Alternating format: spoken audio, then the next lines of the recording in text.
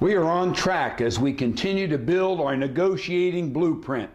We're trying to construct a great negotiating system, and this is going to help you not in the future, but right now.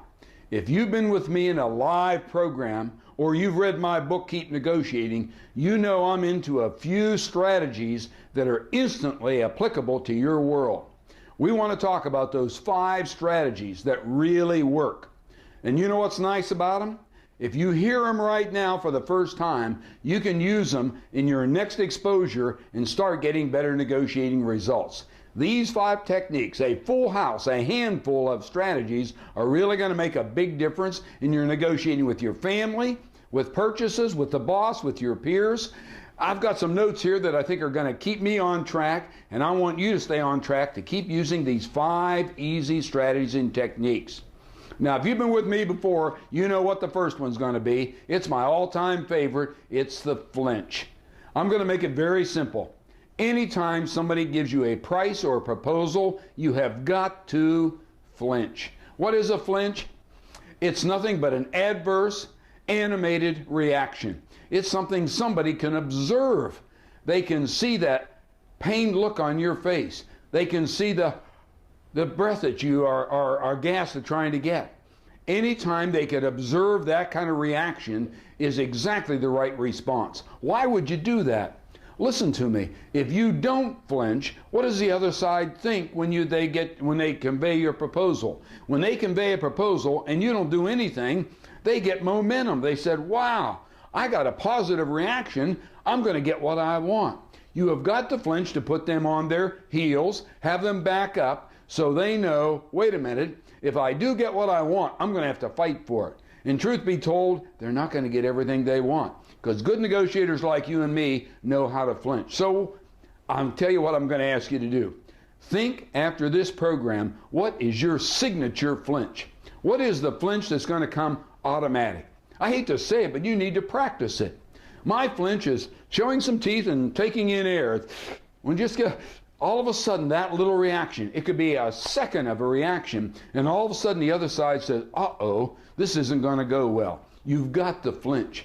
Can I give you another flinch which I've been working on recently? It's called the erroneous conclusion flinch. When somebody gives you a price, well, you're in a store and you're looking for a blender, and you ask a clerk, well, how much is that? And they say, that'll be $89. You say, no, I only wanted to buy one. Now, you know that price was only for one, but how many think that really challenges their price strategy when you think their price is so high that you're going to get 2 for it? You could do it on the phone. When somebody on the phone gives you a price, you could say, wait a minute, did I hear you right? How many think that's sort of a flinch? And then you say, well, wait a minute, I suspect then you're going to give me twice what I ordered if you're going to come in at that price. The erroneous conclusion or that signature flinch you've got to come up with. Listen to me. Whenever somebody gives you a price or proposal, you've got to flinch. Now here comes technique number 2. It's called the crunch. By the way, I don't know who came up with the terms for these, but they're kind of universal in the negotiating game right now. But flinch is number 1. Here comes 2. It's a crunch. You know what the crunch is? That's when you ask your opponent to better their proposal before you even make a counter. How much do you want for that blender? $85. Wow, there's the flinch. And then you immediately crunch. Is that the best you can do? What are you asking them to do? You're asking them to better their price. For the blender, it's drop the price before you even make a counter. Now, I'll be the first to tell you, you're not going to go into many appliance stores and start negotiating with clerks. But you'd be surprised how many times you can get a little extra thrown in, even with the clerk or the clerk's boss or the store manager, when you do the flinch and the crunch. So the crunch is simply a technique. Before you make a counter offer, you ask them to improve their proposal. You could use those famous 7 words, is that the best you can do? You can say, wow, there's the flinch. That seems awfully high. Do you have any wiggle room? Golly, that's more than I could possibly afford. What can you do for me? How many think both of those, all of those, are requests for them to better their proposal? You say, well, I don't know that that'll work. Listen, Nothing in negotiating works perfectly every time, but none of it works if you never try it at all. Flinch and crunch. It's often called the 1-2 punch. You'd be surprised the result you would get. Now let's go to the third of the 5 strategies, which I recommend you start using instantly, and it's called the trade-off. In many modules in this series, you're going to hear me talk about the trade-off, the flinch and the others, but let's talk trade-off right now. What is a trade-off? And that is, before you ever give a concession, before you ever better your proposal, you couple it with asking for something from them. When somebody says, well, would you pay me $100 for it? And I'd say, I'd consider paying you. Notice I didn't say I would. I said I'd consider paying you $100 if you would give me a 10-year guarantee and a price lock if I ever decide to buy another one later on. Notice what you did. You asked them to give you something in return for the agreement you made with them. I'm going to tell you something right now. You have got to do more trade-offs. When your kids ask you for something, don't give it to them without asking for something in return, for 2 reasons. Number 1, it'll cause them to quit asking for so many things because they know it comes with a hook, a catch. You're going to ask for something in return. And secondly, if you do get something in return, how many think they value more the concession that you gave? Would you give me $100 for that? I would if you would deliver it and guarantee it for 2 years. How many think the guy's not going to ask for any more money? How many think you've already set a limit? Look, next time you ask me to better my price, be prepared because I'm going to ask for something from you right back. That causes them to value the concession you've made and causes them to diminish any further thoughts of asking for another concession. So the flinch, the crunch, we got the trade-off. Now let's add a 4th one.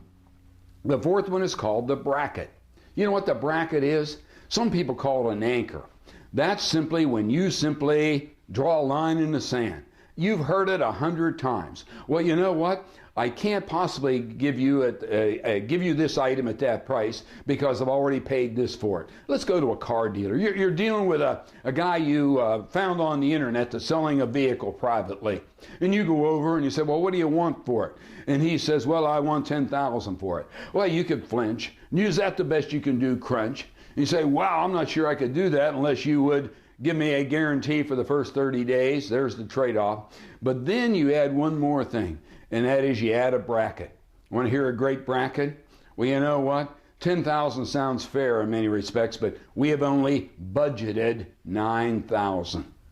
Now, you and I know you may not even have a budget, but how many think the word budget is a really important word? It has some authority that you've crunched the numbers, you've analyzed all the figures, you've done your projections, and you can't exceed it. You'd be surprised how many people will try to get close to your $9,000 because you simply called it a budget. That's what I've budgeted. That's the maximum I have budgeted. How many times have you heard people give you a bracket? Well, I've got to have it by Thursday. Or I can't sell for less than this because I already have that much into it. Well, how many people today in real estate say, well, I can't sell my house for less than $150. That's what I paid for it. Well, the truth of it is what you paid for it may have been its value then, but it's not its value today. But they will give you that bracket. So good negotiators are quick to give brackets, give limits, and say, I can't go beyond that. The word limit is another one. Well, I'm looking for gifts for my clients, and I have a price limit of $50. You'd be surprised how many clerks will start looking around for $50 items, and you might even point out a couple at 60 or 70. And you say, this might work. And you say, could you give me the courtesy of giving this to me for $50? Guess what? They won't ask for any more money because you've already said you have a limit. So when you put out a bracket, it is a ceiling, an anchor beyond which you have communicated you won't move. You know what the truth is? You probably would move. You see, these work both ways. Be prepared to be flinched yourself, crunched. People will trade off. People will even use a bracket on you. These are two-way streets, but the more you know how to use them, the more you're going to be able to defend yourself against them. All right, I got one more in the 5. What do we have? The flinch, the crunch. We had the trade-off. We had the bracket. Here comes the last one. It's called limited authority. If you've been through this series, you know that these are interrelated principles. They apply in different places. So the good news is you're probably not hearing it for the first time. But what's limited authority?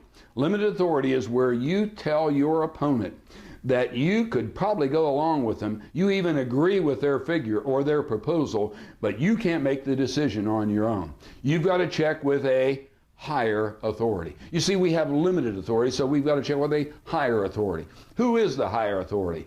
It doesn't make any difference. Just pick somebody. I got to check with my partner. I got to check with my attorney. I need to review this with my accountant. You know, my wife and I never make a decision unless we talk about it. So although it sounds fair to me, I'm not sure we could get it by her. And she's off her medication. I'm not sure what mood she'll be in. She may not even go along with this. How many think you're communicating to the other side? I like what I'm hearing, but I have to check with the higher authority because I have limited authority to make a decision. Good negotiators always have that, what do we call it, a hole card? Somebody they have to go check with. And you know what?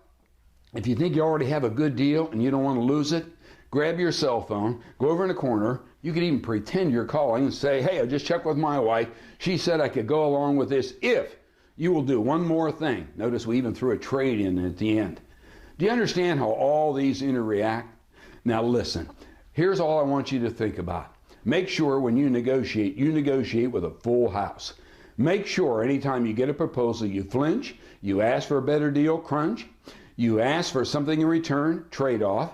You don't get caught in a bracket where somebody will give you a limit, a restriction beyond which you can't get them to move. Matter of fact, you should be giving the bracket, and then always close, if possible, with, it sounds good to me, but I'm going to have to check with somebody else.